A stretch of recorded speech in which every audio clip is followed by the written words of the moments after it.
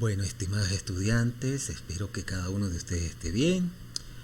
Vamos a iniciar el tema 3 que tiene que ver con el análisis de decisiones, tipos de decisiones que se deben enfrentar de acuerdo al impacto de la seguridad o la certeza de ciertos eventos que se han de cumplir en el futuro. Pero antes de pasar concretamente al tema 3, yo voy a asignar o estoy asignando una tarea relativamente sencilla. Yo sé que todos, no desmerezco a ninguno, ya tienen instalado Lingo. Yo lo sé y yo creo que no va a haber problema por eso. Como todos tienen Lingo, entonces hay un problemita que tiene que ver con programación lineal, no lineal. Programación no lineal. Me remuerde un poquito la conciencia en que no vimos a profundidad lo que es la programación no lineal, porque es que no da tiempo, el programa es demasiado extenso. Todavía en programación binaria faltaron algunos casos especiales, pero si me pongo a escudriñarlos no vamos a terminar la materia, y hay otros elementos también que son importantes. Yo creo que con lo que han visto en programación lineal y programación entera basta, porque tenemos el programa es muy extenso para el tiempo que nosotros tenemos. Entonces, ¿qué es lo que hay en programación no lineal? Un problemita que ya está resuelto en Lingo. Entonces ustedes lo que tienen que hacer es buscar en internet un problemita similar o en cualquier libro. Eso sí, le sacan copia, me lo anexan y van a hacer exactamente igual, lo van a correr en Lingo, se pueden copiar el mismo programita, lo adaptan, eso para que jueguen un poco y van a correrlo y me van a dar los resultados. Eso es relativamente, les prometo que es sencillo, pero es para que tengan una idea de lo que es la programación no lineal. La programación no lineal, si la entera y la programación lineal como tal son fuertes, la programación no lineal es mucho más fuerte, y la que es con lo que se dice en programación estocástica, programación logarítmica, programación cuadrática, mire, la programación dinámica, son problemas fuertes, yo que se los digo. Entonces, este es un problemita relativamente sencillo para que ustedes tengan la idea. Bueno, empezamos algo interesante, que es el análisis de decisiones. Vamos con la primera parte del análisis de decisiones, que son los modelos bajo condiciones de incertidumbre. Y vamos a dar un esquema de las tres principales decisiones con respecto a esta situación. Esto es lo que trae el programa, ¿sí? Pero a mí me parece que esto está muy desordenado, entonces yo lo pongo acá por cumplir, pero en realidad esto es un desorden así como está. Entonces yo lo voy a estipular como siempre yo le he dado en la carrera de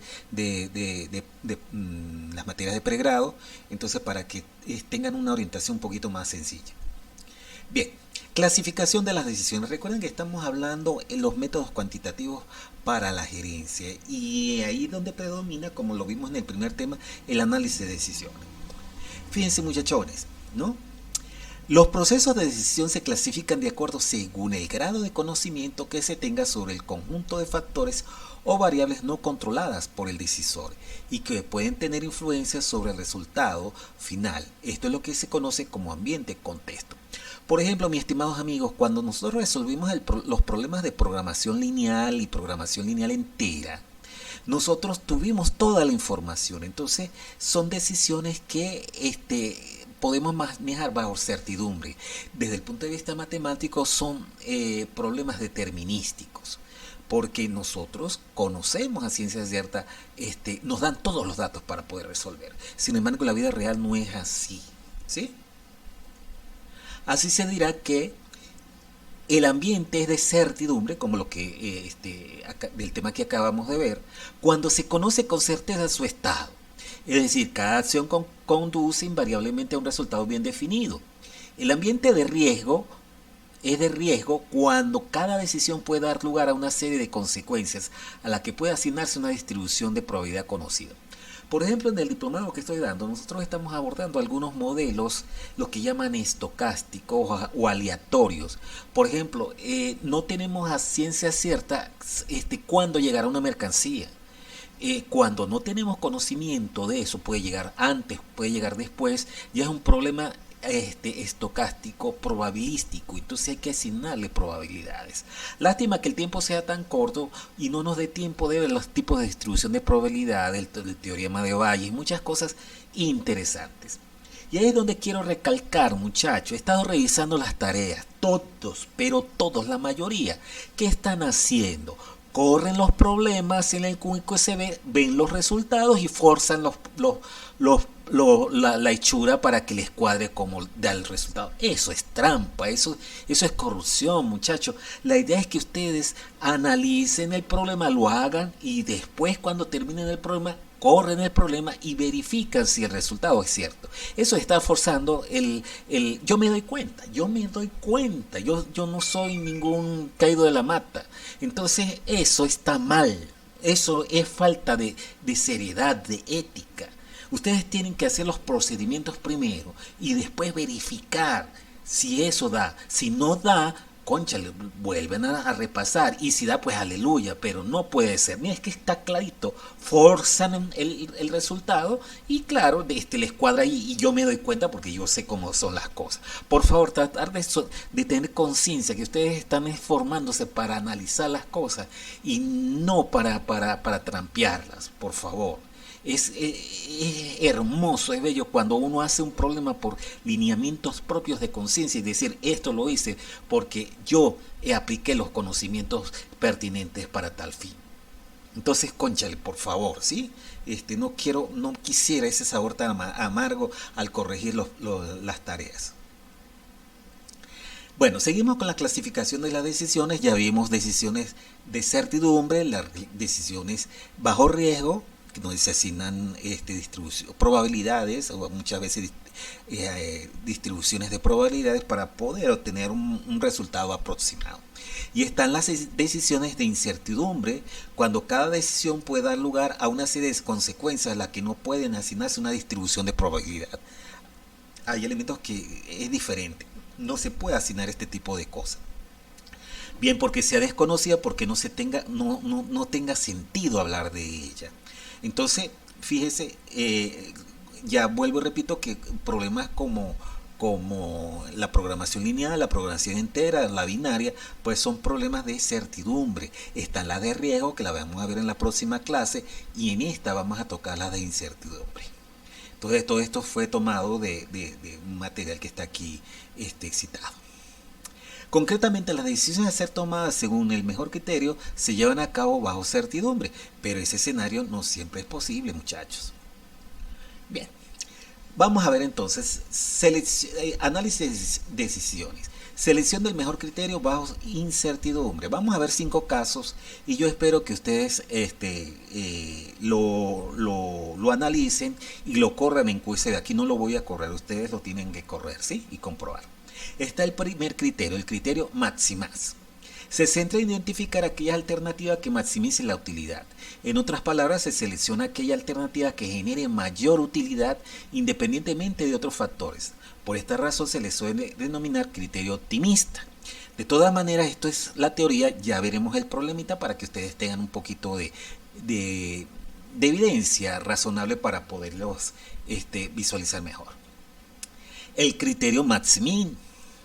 Se centra en identificar aquella alternativa en donde se obtenga el valor mínimo de cada estado de la naturaleza. Ya veremos lo que es el estado de la naturaleza. Una vez listados estos valores, se selecciona la utilidad máxima. Este criterio garantiza que la utilidad será de por lo menos el valor máximo. Es decir, seleccionaremos lo mejor entre los peores escenarios. Lo mejor entre los peores escenarios. Por esta razón se le suele denominar criterio pesimista. Esto en el fondo es las diferentes formas de tomar decisiones sobre la inversión o no en un determinado proyecto, por ejemplo. ¿Sí? Bien, selección del mejor criterio bajo incertidumbre. Seguimos con el criterio de realismo. Es un criterio que trata de sopesar las actitudes de optimismo y pesimismo por parte del decisor. Yo les recomiendo que cuando veamos los problemas, cuando tengan dudas en resolverlos, se vayan a esta teoría y se retroalimenten para ver qué es lo que se quiere de cada problema. El nivel de optimismo del decisor se verá reflejado a través del coeficiente alfa, cuyo valor se encontrará entre 0 y 1. Si ustedes han visto pronósticos, se darán cuenta que hay muchos problemas de pronóstico donde hay que asignarles pesos relativos con alfa y beta. Bueno, es algo parecido a este tipo de elementos de decisión bajo certidumbre. La diferencia que pudiese haber entre el valor alfa y 1 representará la actitud pesimista por parte del decisor. Se calcula el porcentaje de cada una de las alternativas y se elige aquella que tenga el promedio ponderado más alto. Se le denomina también criterio de Hurwitz. Entonces es interesante. Ya lo veremos en el problema, para que esta es pura teoría que a lo mejor no la entienden, pero con los problemitas lo van a entender. El criterio de igualdad de probabilidad whole place es uno de los más sencillos, porque simplemente nosotros asignamos iguales probabilidades a cada uno de los proyectos y sacamos su promedio. Consiste en encontrar las ganancias promedio de cada alternativa y seleccionar aquella que ofrezca el promedio más alto. Este criterio supone que todas las probabilidades de que ocurra una determinada alternativa son similares, son iguales. Por lo tanto, tienen la misma probabilidad. Y está el que es el criterio un poquito más complejo, que es el criterio de arrepentimiento minimaz. Criterio es como cuando ustedes van a comprar una bicicleta y entonces ustedes compran una, pero entonces se arrepienten porque creen que hubiesen ganado más si hubieran adquirido la otra. Entonces la metodología busca de minimizar ese arrepentimiento. Es interesante, de verdad a mí me encanta este tipo de cosas y me entristece cuando veo que se copian, cuando veo que forzan las cosas. Cónchale, la verdad que eso me aterra, me decepciona totalmente, con algo tan hermoso que son los números aplicados a la gerencia. Bien, criterio basado en la pérdida de oportunidad o arrepentimiento, es decir, la cantidad que se pierde por no haber seleccionado la mejor alternativa. Y eso nos ha pasado a más de uno. Para aplicar este criterio se elabora primero una tabla de pérdida de oportunidad que se genera debido al hecho de no haber seleccionado la mejor alternativa. La pérdida de oportunidad de cualquier columna se calcula restando de cada pago de la columna del mejor pago que aparece en la misma columna. Es confuso, pero cuando lo veamos ustedes van a entender mejor. Luego se establece la cantidad máxima de cada renglón y se le aplica el criterio minimaz para seleccionar la alternativa que minimice la máxima pérdida de oportunidad. Vamos entonces con un problema de estudio. Debo advertir que el problema que estoy tomando es exactamente igual al libro que estoy citando. Para fines de rapidez, lo que hice fue sacar los problemas, lo ya resuelto para no tener que estar copiando cada rato, ¿no? Pero todo que uno puede hacer eso desde el punto de vista científico siempre y cuando usted cite la fuente, usted le dé reconocimiento al autor de esto. Este problema no es mío, este problema es del autor, de Reinders. Entonces, siempre, por ejemplo, a mí, gracias a Dios, en lo poco que he escrito, hay gente que me ha citado y yo contentísimo. Mientras que me citen, no hay ningún problema. Pero si a mí me sacan alguna información y como haciéndola ver del otro autor, pues ahí sí hay problema, ¿sí? Entonces este problema no es mío, este problema es de Reinders. Problema de estudio. Supongamos una empresa se le presentan varias alternativas de inversión a fin de expandir su línea de producción mediante la fabricación y comercialización de cobertizos de almacenamiento para patios traseros. Para lograr su objetivo se le presentan dos propuestas que a su vez se presentan dos mercados o estados de la naturaleza. Fíjense, dos mercados o estados de la naturaleza. O sea, dos escenarios, eso es los estados de la naturaleza. Como favorable o desfavorable. Puede existir más estados de la naturaleza. Puede haber un estado de naturaleza optimista, un estado de naturaleza intermedio y un estado de naturaleza pesimista. Puede haber 5 estados de la naturaleza. Entonces, dependiendo, por ejemplo, un estado más que favorable, un estado de la naturaleza regular, un estado de la naturaleza intermedio, un estado de la naturaleza no tan malo y un estado de la naturaleza malo. Entonces todo depende del tipo de problema que estemos abordando. Para lograr su objetivo se le presentan dos propuestas que a su vez presentan dos mercados o estados de la naturaleza como favorables o desfavorables.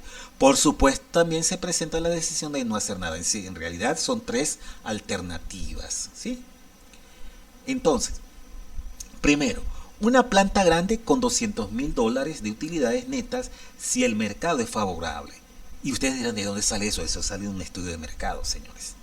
Y $180,000 en pérdidas si el mercado es desfavorable.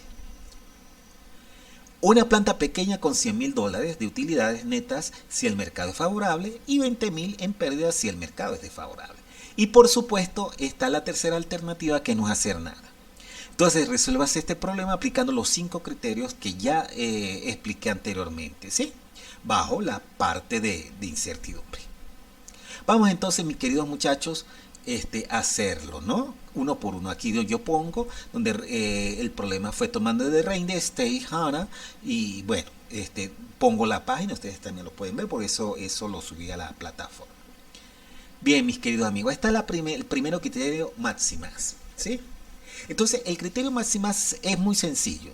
Simplemente a cada proyecto coloco en esta columna lo mejor de los flujos que tienen acá, de los dos estados de la naturaleza, es 200,000 de utilidad, porque también un mercado desfavorable tiene menos 180,000. Entonces se saca lo mejor de lo mejor, 200,000. Y del proyecto de construir una planta pequeña hay 100,000 de utilidad y 20,000 de pérdida, dependiendo del tipo de estado de naturaleza. Yo tomo lo mejor de 100,000. Del tercera alternativa es 0,0, pues tomo 0. Y en la columna dice máximas, de lo máximo sacar lo máximo. O sea, ya que saqué lo máximo de cada uno de estos, yo saco lo mejor de esto, y entonces la alternativa de solución es 200,000. O sea, bajo este criterio máximas, yo escojo construir la planta grande.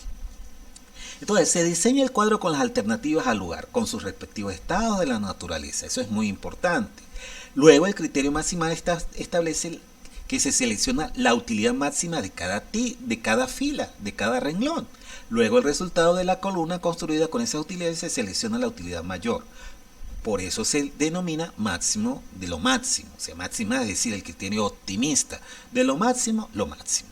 Esto lo tiene el Wincode CB y tienen que correrlo y comprobarlo, por favor, y sacar el capture de eso y me lo envían. Bien, seguimos. Es relativamente sencillo. Está el criterio Maximin, ¿no? Entonces, este criterio se centra simplemente en que de los flujos que nosotros tenemos acá, escogemos el peor. Por eso el mínimo, ¿ves? El mínimo. Primero nos vamos al mínimo. Entonces, escogemos el mínimo de cada una de las alternativas. Aquí menos 180,000, aquí menos 20,000 y aquí 0, por supuesto. Y de los tres, escogemos el máximo. O sea, el máximo de los tres es 0. ¿Qué significa eso, muchachos? Significa que voy a escoger aquel proyecto que me incurra en menos pérdida. Ese es el criterio que estamos seleccionando, mis queridos amigos. Eso es la decisión. Entonces, el criterio Maximin establece que se selecciona la pérdida máxima de cada fila o renglón. Luego, el resultado de la columna construida con esas pérdidas se selecciona la pérdida menor. La lógica de esta decisión es enfrentarse al resultado de una posible pérdida mínima. Estudiar el análisis para el examen, porque repito, uno de estos casos va para el segundo parcial y uno de los 4 casos del tema siguiente va para el parcial. Una pregunta de cada uno. Juro, va a ir. Bueno, vamos a entonces ver el criterio del realismo de Horwitz. Entonces, el criterio de Horwitz, este criterio se centra en promedios ponderados aplicados a los flujos de cada una de las alternativas. O sea, la empresa o el analista busca un alfa, que el alfa por lo general es un valor favorable. Y la diferencia del alfa a 1 es aquel porcentaje, aquel valor que le corresponde al flujo de fondo negativo, ¿no? Entonces saca un promedio ponderado de eso y establece el criterio de selección. Entonces aquí, este criterio se centra en promedios ponderados aplicados a los flujos de caja alternativa. En este caso se asigna un valor en porcentaje de una variable denominada alfa. Esto siempre me acuerda cuando yo he dado pronóstico, porque no es igual, pero es algo parecido a la utilidad, ¿no? La diferencia a la cantidad restante. En todo caso, la suma de los pesos asignados debe ser igual a 1. Supongamos un alfa 0,80, que es lo que dice el autor, ¿no? Bueno, entonces, ¿qué es lo que pasa? Que a este 200.000 le sacan el 80%, creo que da 160, y a este 180.000 le sacan la diferencia, que es el 20%, creo que da 36.000, sería 160 menos 36.000, da esta parte de aquí. Lo mismo saca con esto, por ejemplo aquí a 100.000 le sacan el 80%, es 80.000, y a 20.000 le sacan el 20%, creo que es 4.000, ¿no? Entonces 80 menos 4.000 da 76.000. Entonces 0, este es 0, entonces cogen el valor mayor, ¿no? El valor mayor. Entonces sacan el promedio ponderado, aquí como está aquí, la fórmula, aquí da 124.000, la forma explicada, aquí da 76.000, y de los tres, por supuesto, nos quedamos con el proyecto que dé mayor flujo neto, ¿no? Que es construir la planta grande. Ese es el criterio de realismo de Horvitz, el criterio de realismo o de Horvitz. Decisión, se selecciona aquí alternativa que tenga mayor utilidad, que en este caso es construir la planta grande. El valor de alfa lo asigna la empresa o el analista. Bien, vamos con otro que es el criterio de igualdad de probabilidades o Laplace. Este es mucho más fácil porque él considera que las probabilidades son iguales, o sea, 0,50 en 0,50 si hay dos estados de la naturaleza, y si hay tres estados de la naturaleza son 0,33 a cada uno, un tercio a cada uno. Entonces, y si es 4 estados, pues será 0,25 a cada uno y así sucesivamente. Es muy sencillo, ¿no? Pero bueno, es un método que existe para poder trabajar con esto. Este criterio se centra en igualdad de probabilidades de ocurrencia. Supone que todas las probabilidades de ocurrencia para los estados de naturaleza son las mismas y con ello cada estado de naturaleza tiene probabilidades iguales. Es muy sencillo porque aquí es el 50% de esto, que es 100.000, aquí es el 50% de esto, que es 90.000, entonces 100 menos 90 es 10, aquí lo mismo, aquí sería 50 menos 10 serían 40, y aquí por supuesto es 0, escoge el mayor y es 40, ¿sí? Aquí están los cálculos, entonces que demuestran eso, y bueno, decisión, se selecciona aquí alternativa que tenga mayor utilidad. Son criterios, amigos míos, que se existen para poder tomar una decisión. Y bueno, lo bueno que están respaldados por paquetes tecnológicos que los podemos resolver. Vamos al que es un poquito más complicado, pero que es interesante. En realidad a mí me llamó la atención mucho este criterio. Es el criterio de arrepentimiento minimaz. Vuelvo y repito, es, cónchale, adquirí esta cocina. Por ejemplo, en mi caso personal, adquirí esta cocina, pero al verla bien, cónchale, hubiera comprado la otra. Entonces, ese arrepentimiento, ¿cuánto cuesta? ¿No? Y eso nos ocurre a cada uno de nosotros cuando vamos a adquirir cualquier cosa, un celular, una computadora. Y yo sé, mis estimados amigos, que les ha pasado. Ay, hubiera comprado aquel celular, me parece que era mejor función, era un poquito más caro, pero bueno, ese arrepentimiento, ¿cuánto cuesta? Este criterio se centra en la pérdida que se podría experimentar por no elegir la mejor alternativa en un determinado estado de la naturaleza. Entonces el objetivo es disminuir ese costo de arrepentimiento, ¿de acuerdo? Lo primero que hay que hacer es determinar la pérdida de oportunidad reflejada en una tabla para cada estado de la naturaleza. La pérdida de oportunidad para cualquier estado de naturaleza o cualquier columna se calcula restando a cada pago en la columna el mejor pago en la misma columna. En nuestro ejemplo, el mejor pago de la columna del estado de la naturaleza favorable es de 200.000. Cuando hablo de 200.000, de todas las alternativas que tenemos acá, de todas, se buscan, recuerden que era 200, 100 y 0. Entonces, la mejor flujo es el 200. Y ese 200 es el que se va restando a cada una de las alternativas. Y lo mismo acá. Aquí, de los tres, la mejor alternativa es 0, porque es la pérdida menor. Entonces ese es el que se resta. Fíjense el procedimiento, ¿no? Aquí se seleccionó el mayor y se va restando a cada uno. Y ese resultado, amigos míos, se va colocando acá. ¿sí? Es el procedimiento, ¿no? que se establece. Compruébenlo ustedes mismos. Aquí, por ejemplo, 200 menos 200 es 0. Aquí 0 menos 180 es 180 y así sucesivamente. Después, lo importante de este criterio es minimizar la pérdida por no haber seleccionado la alternativa adecuada. O sea, ese arrepentimiento me cuesta, pero yo quiero que ese arrepentimiento me cueste lo menos posible. Eso es lo que quiere decir el procedimiento, este criterio. Si usamos la tabla de la pérdida de oportunidad de arrepentimiento, el criterio de arrepentimiento minimaz encuentra la alternativa que minimiza eso, pues ese arrepentimiento, la pérdida de oportunidad máxima dentro de cada alternativa. Entonces fíjense, muchachones, que tenemos acá la misma tabla anterior, pero entonces yo esto es el costo de arrepentirme aquí. Construir una planta grande tiene un costo de arrepentimiento 180.000. No hacer nada tiene un costo de arrepentimiento de 200.000. Y construir la planta pequeña tiene un costo de arrepentimiento de 100.000. Pues yo me elijo por aquella alternativa que me arroje menos arrepentimiento. Uy, menos impacto de psicológico para mí. Y aquí en el caso del dinero. Entonces la decisión de esta alternativa por lo menos es seleccionar, pues construir la planta pequeña porque es la que me otorga menor arrepentimiento desde el punto de vista monetario. Bueno, muchachos, entonces queda la tarea lo siguiente. Correr cada uno de los 5 casos en Q es lo más fascinante. Yo sé que mucha gente no le gusta, pero a mí en lo personal sí me gusta. Por algo, yo soy contador, yo soy administrador, yo tengo una maestría en ingeniería industrial y tengo un doctorado en ingeniería industrial porque a mí me gustan los números aunados con la gerencia. Y no es nada más hacer la tarea por hacerla, sino buscar ese gusto de aplicabilidad, ese gusto científico. Por algo están ustedes estudiando administración. No es como si, ay, ¿por qué estudia administración? O como el que dice, ay, porque es que a mí me obligaron a estudiar. No, usted tuvo libre criterio. Y si está estudiando administración es porque debe gustarle. Y si estudia administración, usted sabe que tenían los métodos numéricos, los métodos cuantitativos para enfrentar una carrera profesional, ¿no? Entonces, no. Ahora, si le gusta por lo menos eso, pues, le gusta otra cosa, pues, trate de sacarlo con esfuerzo. Porque si no, va a ser un profesional fracasado.